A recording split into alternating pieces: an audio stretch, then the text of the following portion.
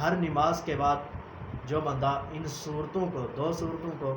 ایک مرتبہ تلاوت کرتا ہے، رسول اللہ صلی اللہ علیہ وسلم نے فرمایا ایسا بندہ بھی کبھی جادو کے شکار کے اندر نہیں آ سکتا، چاہے مخالفین جتنا بھی کرتے رہیں۔ اور ایک اور بات یاد رکھ لیجئے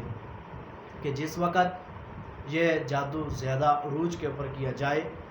تو اس کے حوالے سے چند ایک احکامات ملاحظہ فرما لیں۔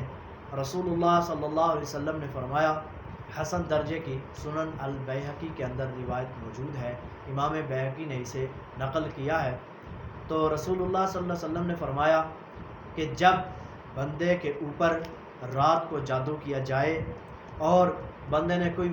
وظائف رات کے اذکار کر کے اور خصوصاً آمن الرسول یہ دعا پڑھ کے نہ سویا ہو، تو ایسے بندے کے اوپر رات کے اندر کیا گیا جادو اثر انداز ہو جاتا ہے۔ اور اس کے بعد فرمایا جو بندہ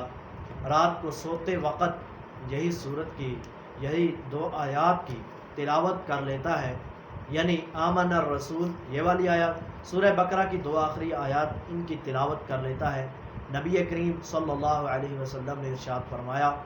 ایسے بندے کے اوپر اگر اس کا کوئی مخالف رات کو اٹھے اور جادوئی حملہ کرنا شروع کر دے تو اللہ رب العزت ایسے شخص کو جادوئی حملے سے محفوظ کر لیتا ہے۔ یقیناً آج ہم پریشان ہیں، آج ہمیں کہیں پہ اس کے حوالے سے وظائف نہیں ملتے، آج ہم زیادہ تر سب سے زیادہ جو پریشانی کا عالم ہوتا ہے ہمارے ہاں یہی ہوتا ہے کہ ہمارے گھر کے اندر جنات کے اثرات نے گھر کر لیا ہے۔ تو اس کا علاج کیا ہے؟ میرے پاس کم از کم اس حوالے سے روزانہ کی بنیاد کے اوپر 30 سے زائد کالز آتی ہیں جو اسی کے حوالے سے ہوتی ہیں، تو نبی کریم صلی اللہ علیہ وسلم نے اس کا مکمل علاج